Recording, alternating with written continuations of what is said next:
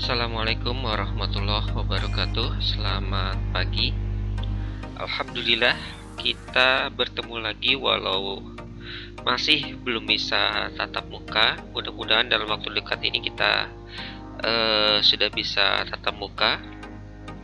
Karena untuk kegiatan-kegiatan seperti seminar ya, ujian pendadaran, seminar proposal dan seminar hasil itu sudah diwajibkan tatap muka.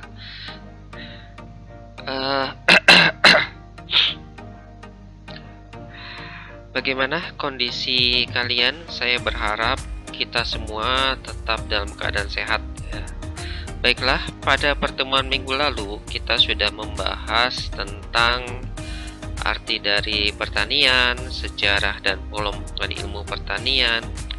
Sekarang kita akan melanjutkan mulai dari beberapa jenis komoditi yang terdapat pada sektor pertanian.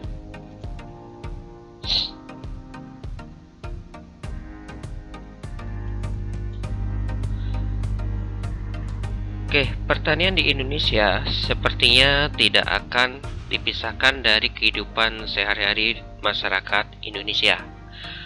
Produk-produk pertanian itu juga merupakan potensi yang besar untuk negara kita.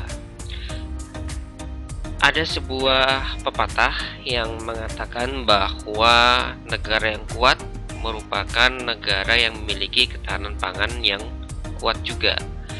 Apabila suatu negara pangannya kuat, maka kuat juga di sektor-sektor yang lain. Namun apabila pangannya lemah, maka akan lemah juga di sektor yang lain. Tentunya ketahanan pangan dari suatu negara itu diperoleh dari hasil pertanian yang baik dan optimal.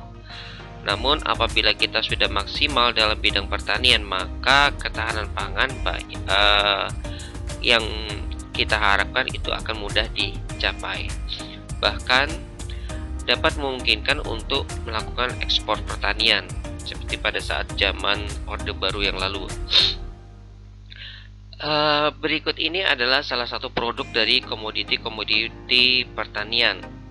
Di sini ada tanaman pangan, yaitu tanaman yang merupakan sumber karbohidrat seperti padi ya, jagung, kedelai, sagu, dan umbi-umbian yang terdiri dari kacang-kacangan atau umbi kayu ya. Kemudian ada namanya umbi cilembu. Umbi cilembu itu umbi yang rasanya seperti madu ya. Kemudian ubi jalar.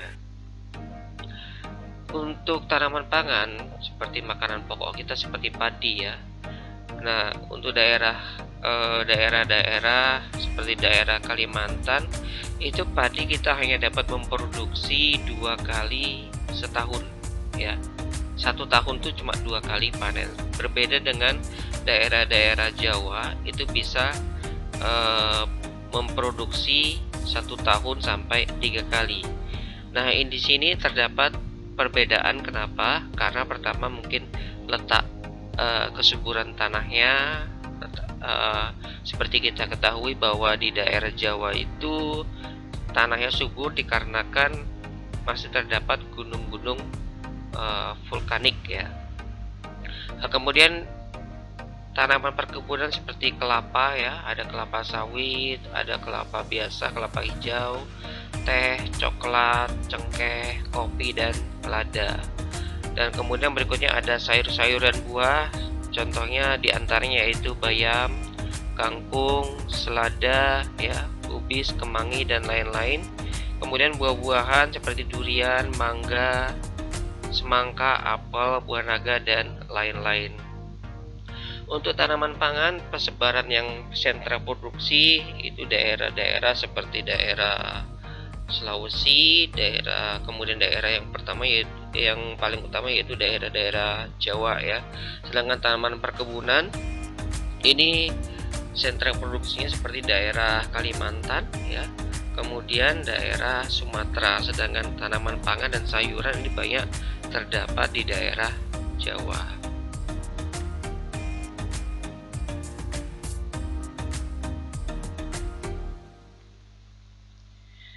Baiklah, sekarang kita lanjut ke sifat-sifat dari komoditi pertanian.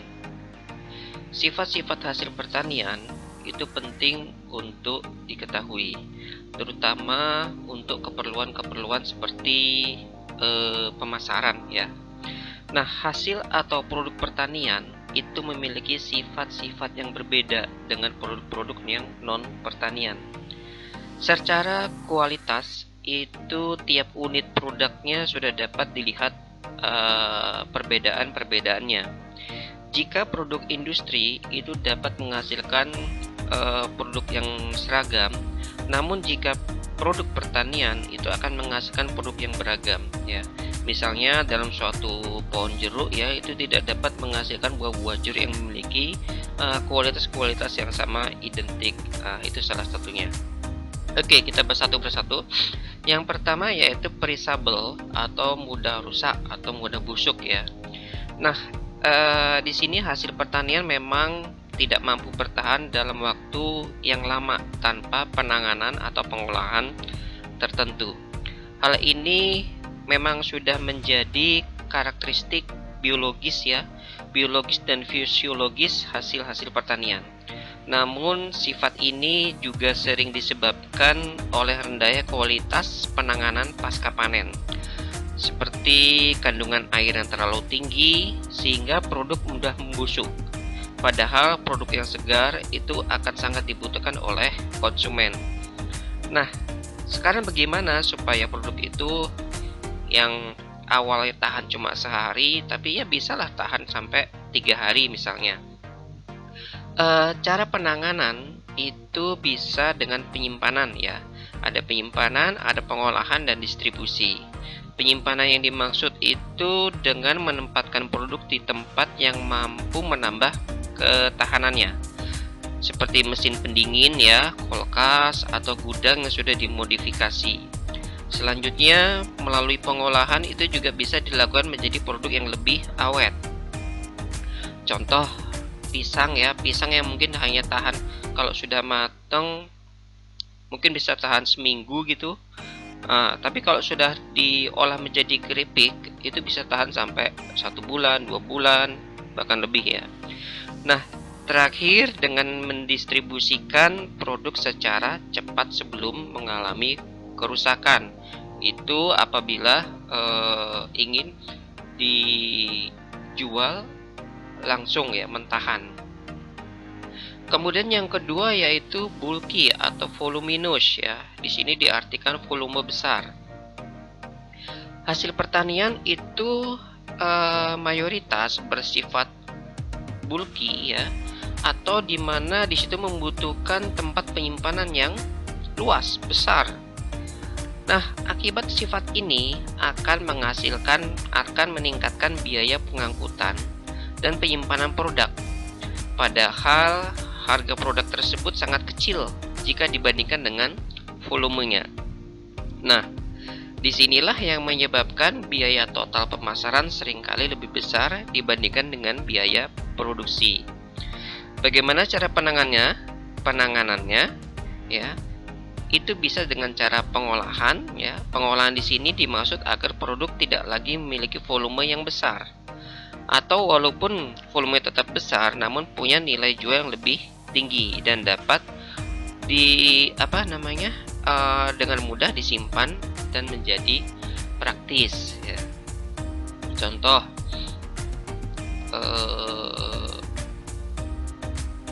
bambu ya, bambu kan hasil cocok tanam juga kan, ditanam di tanah ya. Nah, itu volumenya besar ya.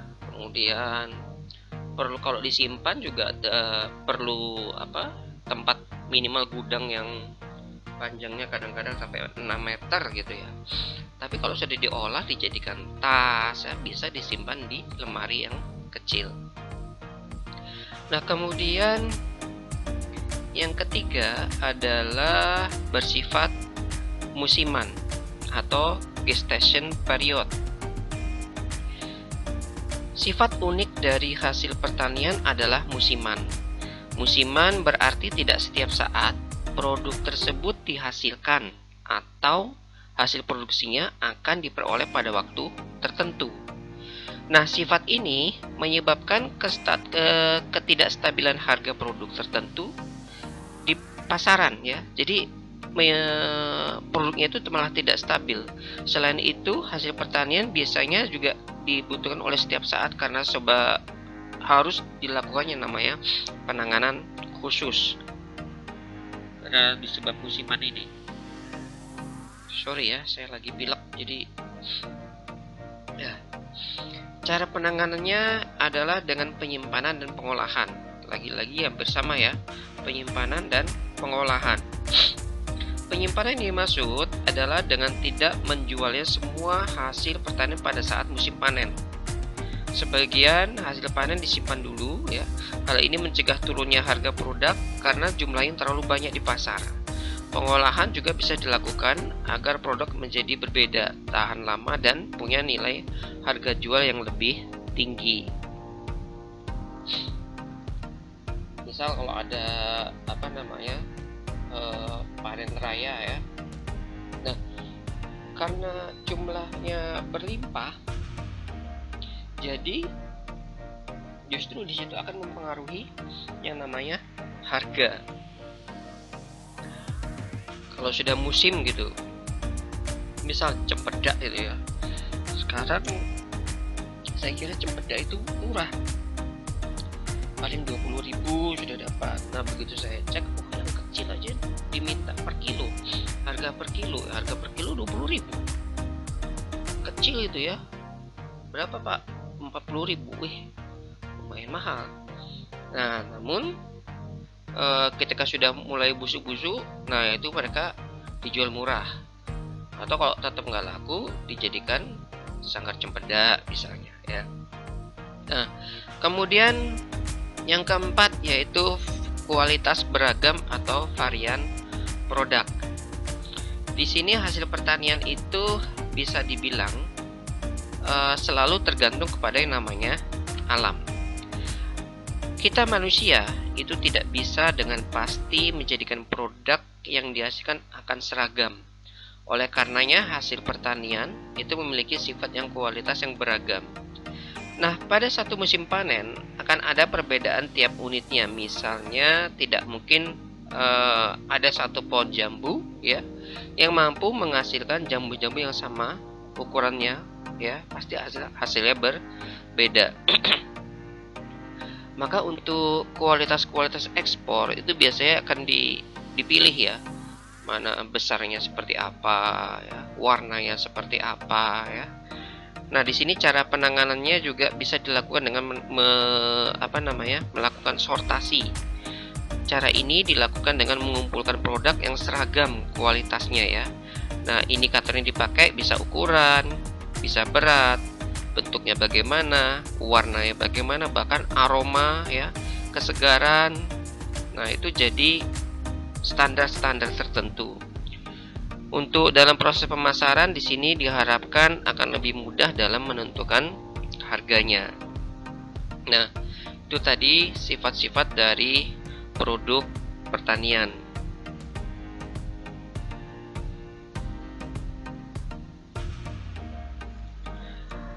Berikutnya kita akan membahas bagaimana umumnya metode bercocok tanam yang banyak dilakukan oleh petani di Indonesia atau di dunia pada umumnya. Yang pertama adalah Sweden, yaitu pertanian tebang bakar atau dikenal lebih peladang berpindah. Nah, metode ini adalah metode tradisional untuk merawat tanaman yang dibudidayakan dengan melibatkan rotasi beberapa bidang tanah dalam siklus penanamannya ya. Di sini petani itu menanam tanaman di ladang selama 1 atau 2 musim. Nah, di lahan A misalnya. Kemudian dia akan membiarkan lahan A itu kosong selama beberapa musim. Sementara itu petani akan bergeser ke ladang B yang kemudian ditanami selama beberapa musim dan memindahkan vegetasinya dengan menebang dan membakar. Karena itu disebut dengan tebas dan bakar. Nah, abu dari vegetasi yang terbakar itu dinilai menambah lapisan nutrisi ke tanah, dan itu bersamaan dengan waktu istirahat ya, memungkinkan tanah untuk beregenerasi secara alami. Jadi pada saat lahan A itu dibiarkan setelah 1 atau 2 kali musim tanam, lahan tersebut dibiarkan ya selama beberapa waktu, mungkin 1 tahun, 2 tahun. Kemudian dia pindah ke lahan B. Nah, setelah di lahan B 1-2 musim juga dinilai sudah tidak subur, dia akan kembali ke lahan A. Pertanian jenis ini itu dinilai berfungsi paling baik dalam situasi pertanian dengan intensitas yang rendah, yaitu ketika petani memiliki banyak lahan yang dibiarkannya terbengkalai ya, dan bekerja paling baik ketika tanaman dirotasi untuk memulihkan nutrisi yang di tanah di dalamnya. Nah, ini juga telah didokumentasikan di masyarakat, di mana masyarakat tersebut tetap mempertahankan keragaman generasi makan yang sangat luas, yaitu di mana orang-orang yang berburu makanan ya, atau berburu permainan-permainan tertentu, memancing dan mengumpulkan makanan-makanan liar, itu banyak dilakukan di tebang bakar. Kemudian short term following atau tanaman bergilir. Tanaman bergilir disebut juga dengan rotasi tanaman ya. Nah, rotasi tanaman adalah praktek penanaman berbagai jenis tanaman yang secara bergiliran dalam satu lahan ya. Rotasi tanaman itu diketahui memberikan manfaat bagi tanah. Nah, di sini mencegah, kenapa itu dilakukan? Diharapkan dapat mencegah terakumulasinya patogen dan hama yang sering menyerang pada satu spesies saja. Kemudian rotasi ini dinilai juga dapat meningkatkan kualitas struktur tanah dan mempertahankan kesuburan dengan melakukan pergantian ya, tanaman-tanaman yang berakar dengan tanaman berakar dangkal. Nah, di sini dinilai rotasi tanaman merupakan bagian dari yang namanya polikultur. Tahu nggak apa itu polikultur? Polikultur itu artinya usaha pertanian yang membudidayakan berbagai jenis tanaman pertanian pada lahan yang sama. Misalnya dalam satu lahan ya, pertama saya nanam kacang-kacangan dan umbi-umbian. Setelah itu baru saya tanam lagi yang punya akar agak dalam. Kalau kacang-kacangan dan umbi-umbian akarnya kan mungkin cuma nggak begitu dalam ya. Misal setelah kacang-kacangan saya tanam pepaya dan lain-lain ya. Kemudian yang berikutnya yaitu hidroponik. Nah, hidroponik lagi tren sekarang ya. Hidroponik itu merupakan metode atau cara tanam yang tidak menggunakan tanah ya. Nah, kebutuhan nutrisi itu yang diperlukan pada metode hidroponik adalah berasal dari air. Berikutnya yaitu rumah kaca. Nah, rumah kaca adalah bangunan yang terdiri dari dinding dan atapnya terbuat dari kaca atau plastik ya, plastik yang tebal gitu, dengan tujuan agar panas dari sinar matahari itu yang masuk itu ya ditangkap terperangkap dalam bangunan, sehingga pada saat malam hari suhu di dalam bangunan tersebut tetap hangat.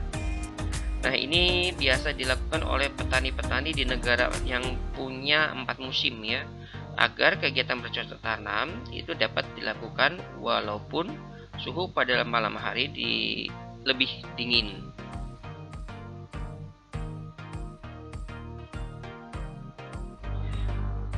Baiklah, selanjutnya ini saya berikan beberapa istilah-istilah dasar yang saya nilai ini wajib kalian ketahui. Kenapa wajib?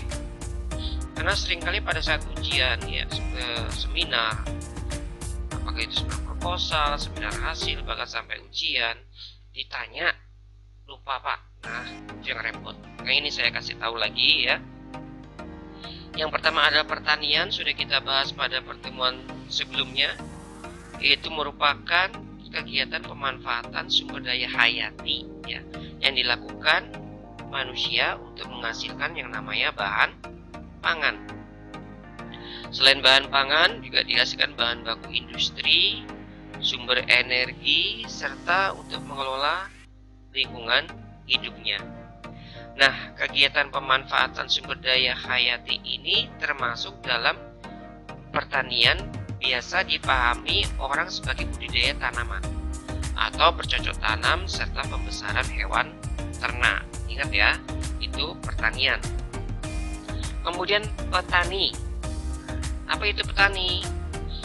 Petani yaitu seseorang yang bergerak di bidang pertanian, utamanya dengan cara melakukan pengolahan tanah dengan tujuan untuk menumbuhkan dan memelihara tanaman. Nah, dengan harapan dari bercocok tanam tersebut dapat diperoleh hasil ya untuk bisa digunakan sendiri atau dikomersilkan, dijual ke orang lain. Nah, si petani ini juga dapat menyediakan bahan mentah bagi industri seperti serealia ya untuk minuman beralkohol tuh, kemudian buah untuk jus ya, wol untuk kapas atau penenunan, kemudian bisa juga dibuat yang namanya pakaian. Kemudian usaha tani. Nah, usaha tani adalah ilmu yang mempelajari bagaimana mengalokasikan sumber daya, ada lahan, tenaga kerja, modal, dan manajemen, yang disebut dengan faktor produksi yang akan kita bahas nanti, yang dimiliki oleh petani untuk memperoleh keuntungan yang maksimal. Ingat, usaha tani ya dilakukan pada lahan tertentu juga ya. Nah, kemudian produksi adalah hasil yang diperoleh sebagai akibat bekerjanya beberapa faktor-faktor produksi sekaligus ya. Nanti kita bahas ini. Nah, kemudian di sini juga ada pertanian dalam arti luas ya. Di sini mencakup semua kegiatan yang melibatkan pemanfaatan makhluk hidup, termasuk tanaman, hewan, dan mikroba ya. Itu dimanfaatkan semua untuk kepentingan kebutuhan manusia. Nah, kemudian pertanian dalam artian sempit yaitu diartikan sebagai kegiatan pembudidayaan tanaman. Di sini usaha pertanian diberi nama khusus untuk subjek usaha tani tertentu ya. Nah, kemudian di sini juga ada istilah agribisnis ya. Agribisnis ini banyak sekali pengertian menurut si A, si B, si C ya, tapi saya ambil yang agak lebih general ya. Nah, itu diantaranya yaitu agribisnis adalah suatu sistem usaha yang berbasis kegiatan pertanian secara luas dengan cara mengelola sumber daya ekonomi yang terbatas menjadi produk yang punya nilai jual. Nah, itu beberapa istilah-istilah dasar yang wajib kalian ketahui ya. Oke, tadi kita bahas tentang ada yang namanya produksi. Nah, sekarang kita akan lebih memahami seperti apa sih itu faktor-faktor produksi. Nah, faktor produksi ini sebelah kiri ya, itu ada alam, ada tenaga kerja, ada modal, dan ada manajemen. Nah, kita bahas pertama yaitu alam. Alam ini terdiri dari tanah, udara, iklim, flora, dan fauna. Nah, di sini tanah itu punya kedudukan yang paling penting. Kenapa? Di dalam tanah terdapat komponen-komponen penting untuk berlangsungnya pertumbuhan tanaman. Ada bahan organik, ada mineral, ada air, dan udara. Ya. Nah, di dalam kegiatan usaha tani, itu tanah merupakan hal yang paling utama untuk kegiatan-kegiatan bercocok tanam. Tanpa faktor produksi alam, ya, tidak ada lagi produksi pertanian. Tanpa tanah, ya, sinar matahari, udara, dan cahaya itu tidak akan dimungkinkan dilakukannya hasil pertanian. Mungkin tanah bisa diganti dengan hidroponik, tapi kalau nggak ada sinar matahari ya susah ya. Yaitu mereka adalah satu kesatuan yang sangat dibutuhkan. Kemudian di situ juga ada flora dan fauna. Loh, kok bisa dikatakan sebagai faktor produksi ya.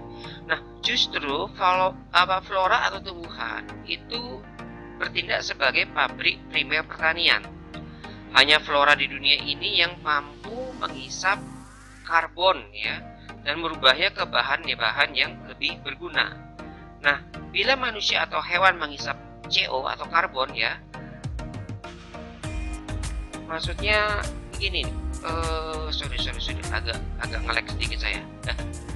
Jadi kalau kita selalu menghisap karbon, kayak kita koit ya.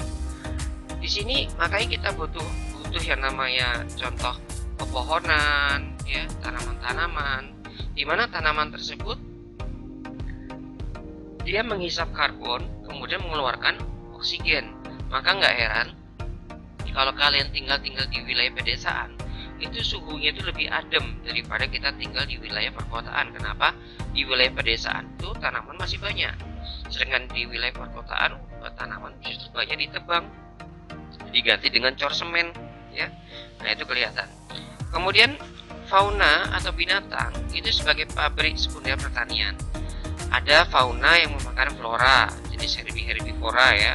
Ada juga yang memakan fauna, itu jenis omnivora. Kemudian menghasilkan susu, daging, telur, dan pemeliharaan kulit yang berguna bagi manusia. Faktor produksi berikutnya yaitu tenaga kerja. Nah, tenaga kerja di sini adalah merupakan faktor produksi ya, yang berbentuk tenaga manusia yang secara langsung maupun tidak langsung itu menjalankan kegiatan faktor produksi. Di sini hasil produksi yang dihasilkan oleh tenaga manusia itu bernilai ekonomi yang digunakan untuk memenuhi kebutuhan masyarakat. Nah, kemampuan tenaga kerja itu diukur berdasarkan tingkat usia. Nanti ada usia-usia tertentu dinilai sebagai tenaga kerja. Tenaga kerja bahkan bisa dihitung sebagai faktor produksi ketika manusia memiliki kemampuan untuk bekerja. Di sini saya singkat ya supaya cukup dengan template yang ada. Ada tenaga kerja atau TK ya. Nah, ini penduduk pada usia kerja berumur antara 15 sampai 64 tahun. Ya, ini menurut sensus penduduk tahun 1971.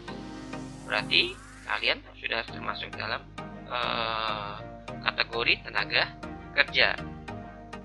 Kemudian NTK yaitu non tenaga kerja atau bukan tenaga kerja, yaitu penduduk yang tidak terlibat dalam kegiatan produksi atau barang atau jasa. Ini terbagi dua, penduduk di bawah usia seperti anak-anak dan penduduk yang di atas usia kerja seperti manula ya. Nah, kemudian angkatan kerja. Nah, ini adalah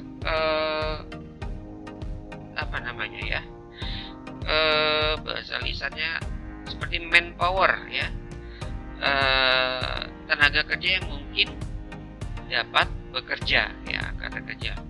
Nah, kemudian ada juga tidak dalam angkatan kerja ya, TDAK ya, yaitu bagian dari manpower yang tidak dapat bekerja. Contoh, ibu rumah tangga, anak sekolah ya, atau mahasiswa, orang cacat.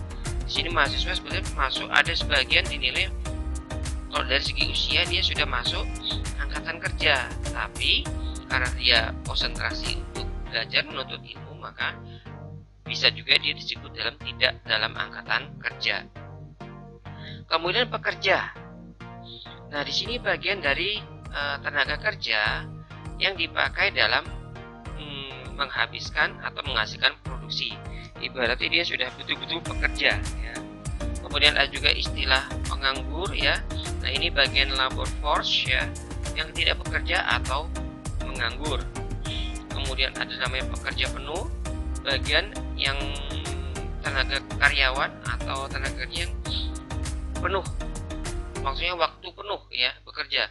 Misal ada beberapa karyawan yang dari subuh sudah berangkat dari rumah ya. Ini rata-rata yang saya amati ada di daerah Jabodetabek ya, di Bogor itu berangkat ke Jakarta itu subuh, bahkan sebelum subuh malahan naik KRL kemudian sampai di tempat kerjanya sekitar jam-jam setengah 8, jam 7 ya. Nah, bahkan mereka pulangnya di malam hari. Itu namanya pekerja penuh. Kemudian ada juga pekerja tidak penuh ya. Nah, ini bagian dari employed yang tidak bekerja penuh ya. Kemudian underemployed ini terbagi jadi dua, yaitu pengangguran yang tidak dapat dilihat dan pengangguran yang dapat dilihat.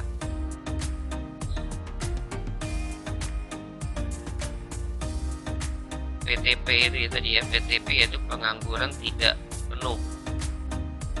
Sampai mana tadi? Sekarang modal ya. Faktor produksi yang ketiga yaitu modal. Nah, di sini modal dalam arti ekonomi itu adalah hasil produksi yang digunakan untuk menghasilkan produksi selanjutnya. Nah, menurut sifatnya itu modal dibagi menjadi ada modal individu yang disediakan oleh perorangan ya.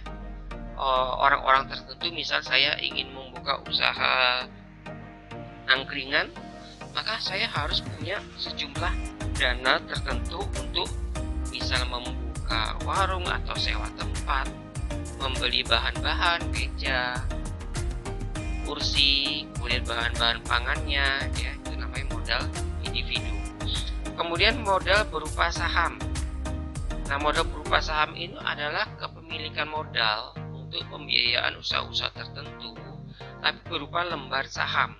Nah, lembar saham ini biasanya dimiliki oleh kelompok tertentu, di mana terdapat pembagian hasil sesuai dengan jumlah saham yang dimiliki. Kemudian ada juga namanya modal internal atau eksternal, yaitu modal yang berasal dari dalam atau luar pada suatu perusahaan tertentu. Nah, di sini juga ada modal sosial ya.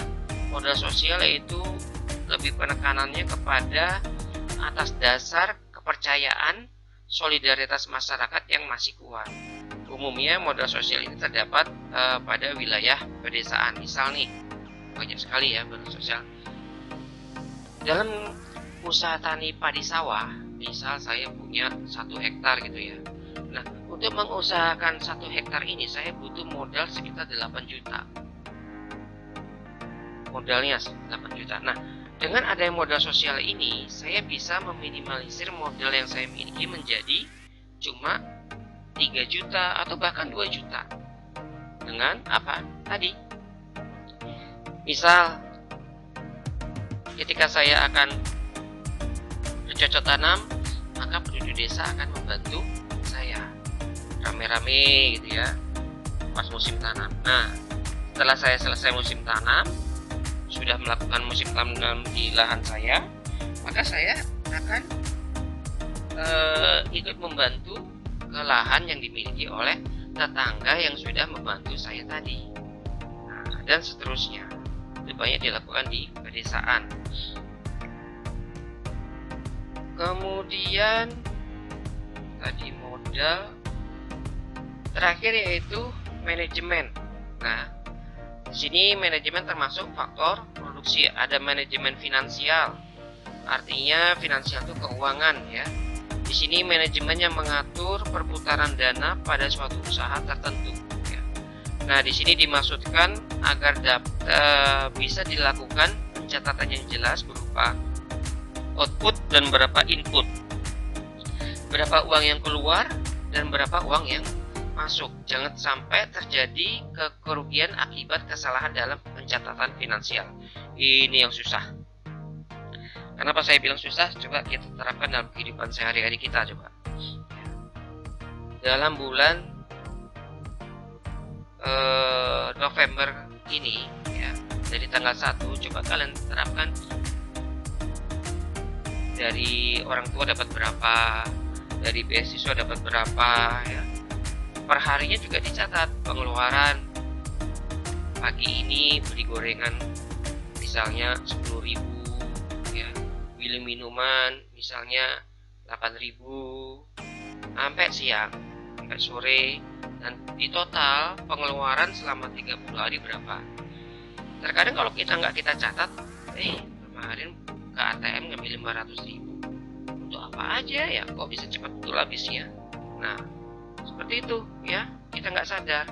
Nah, Pencatatan ini wajib dilakukan dalam suatu usaha tani. Contoh, dalam suatu usaha tani padi sawah, itu kita 1 hektar misal 8 juta tadi ya, dicatatin. Nah kemudian pada saat panen ya, hasil penjualan juga dicatatin. Misalnya pada saat menanam habis 8 juta, panen kira-kira dapatnya berapa? Kalau dapatnya cuma 6 juta, wah itu berarti rugi ya. Itu fungsi dari pencatatan atau manajemen finansial. Kemudian manajemen produksi. Nah, produksi itu yaitu suatu proses adanya perencanaan, pengorganisasian, pengarahan, dan pengendalian kegiatan fungsi produksi. Nah, di mana di sini ada kegiatan juga penuangan segala unsur-unsur produksi dalam suatu usaha produksi, baik industri pertanian maupun perdagangan, ya, dengan tujuan agar dapat diperoleh laba secara terus-menerus, yaitu dengan memfungsikan menyusun unsur-unsur dari produksi. Ada semacam urutan-urutan tertentu, ya, misal dari penanaman, kemudian pemupukan, perawatan sampai panen bahkan pengolahan. Itu diatur dalam manajemen produksi. Berikut yaitu manajemen pemasaran. Nah, di sini merupakan suatu proses dalam pengorganisasian yang di dalamnya terdapat target-target tertentu dalam memasarkan suatu produk, ya, supaya sampai ke konsumen dengan tidak menurunkan kualitas produk. Nah, itu dilakukan di dalam manajemen pemasaran. Seperti tadi misal pisang, ya, pisang ada yang kita jual mentahan, misal hari ini kita panen, misal 1 minggu ya, otomatis hari ini kita panen, kita kumpulkan dulu. Setelah kita kumpulkan, kalau bisa hari itu juga kita, kalau mau kita jual mentahan langsung kita pasarkan, bisa ke warung-warung ya, atau ke pasar tradisional, pasar malam, dan lain-lain. Bisa juga kita lakukan supaya tahan lama, lebih tahan lama. Bisa kalau pisang itu 1 sisir itu harganya mungkin 15.000, mungkin paling mahal.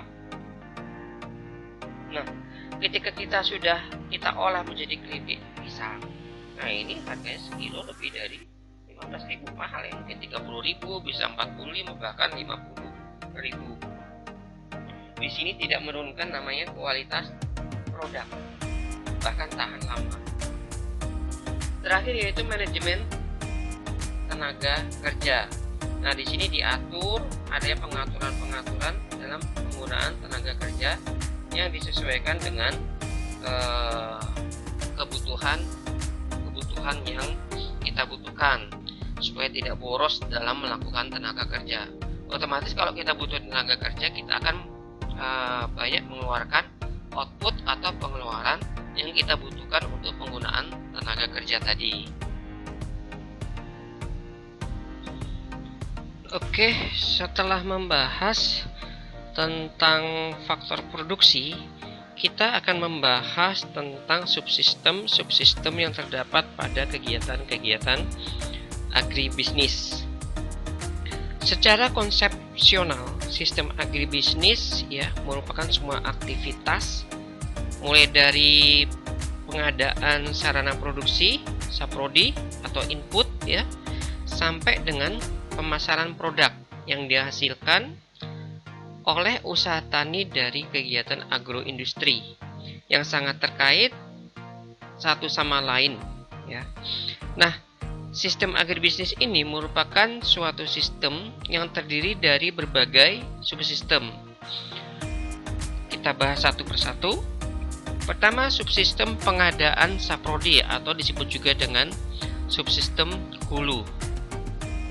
Nah, di sini meliputi pengadaan sarana produksi pertanian, antara lain terdiri dari ada benih, ada penyediaan bibit, ada pupuk, ada pestisida ya, ada alat-alat mesin dan peralatan produksi pertanian lainnya. Nah, pelaku-pelaku kegiatan pengadaan dan penyaluran sarana produksi adalah bisa pemerintah, bisa perorangan dan swasta.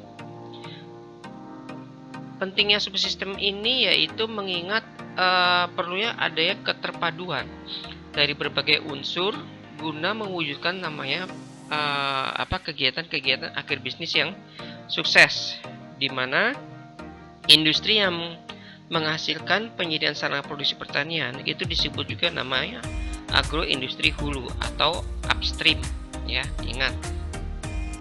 Kemudian yang kedua yaitu subsistem produksi usaha tani.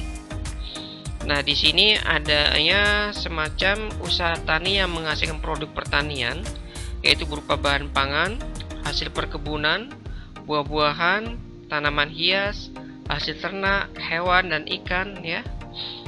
Kemudian semua produk-produk ini, ya, merupakan yang namanya tadi subsistem di usaha tani produksi, ya, dimana pelakunya yaitu pelaku peternak, ada petani dan pengusaha. Berikutnya yaitu subsistem pengolahan hasil industri pertanian atau disebut juga namanya subsistem hilir. Nah, di sini ada ya rangkaian-rangkaian kegiatan, ada pengumpulan usaha tani, ada pengolahan, kemudian ada juga penyimpanan, disebut dengan agroindustri hilir, ya. Di sini merupakan rangkaian kegiatan yang dimulai dari pengumpulan produk usaha tani, pengolahan dan penyimpanan, ya. Dan kemudian pelaku subsistem ini adalah pengumpul produk, pengolah dan pedagang serta pengalengan dan lain-lain. Nah, di sini industri yang mengolah produk usaha tani tersebut disebut agroindustri hilir atau downstream, di mana perannya sangat penting bila ditempatkan di pedesaan karena dapat menjadi penggerak roda perekonomian di pedesaan dengan cara menyerap dan menciptakan lapangan kerja sehingga dapat meningkatkan pendapatan dan kesejahteraan masyarakat pedesaan. Itu tadi, ya, subsistem hilir. Kemudian ada lagi namanya subsistem pemasaran. Nah, di sini kegiatannya yaitu memasarkan produk sampai kepada konsumen akhir. Sudah kita bahas tadi di faktor-faktor produksi, ya. Nah, di sini pelakunya yaitu adalah petani tengkulak, pedagang kecil, pedagang besar dan agen. Ya, kalau subsistem pemasaran sekarang sudah semakin canggih, ya, di era digitalisasi. Ada strategi marketing produk, ya, dengan penggunaan handphone atau internet. Jadi nilai suatu barang biasanya petani itu hanya sebagai price taker atau tidak bisa menentukan harga. Harga ditentukan oleh pasar, tapi saat ini dengan adanya sistem digital marketing, dia bisa memasarkan produk sesuai dengan harga yang diinginkan. Kemudian pelakunya tadi sudah, ya. Sekarang itu sistem penunjang, ya. Nah, subsistem penunjang ini jenis kegiatan yang berfungsi untuk mendukung dan melayani serta mengembangkan kegiatan subsistem hulu, ya. Mulai dari subsistem usaha tani, agroindustri dan pemasaran. Nah, lembaga yang terkait dalam kegiatan ini yaitu ada konsultan, ada koperasi, ada perbankan dan lembaga-lembaga lainnya seperti lembaga riset dan lain-lain, ya. Utamanya sih di subsistem penunjang ini adalah di bidang penyediaan dana serta pendampingan dan pelatihan. Baiklah, untuk hari ini pembahasan kita sampai di sini dulu, ya. Kita lanjutkan minggu depan. Atas perhatiannya saya ucapkan terima kasih.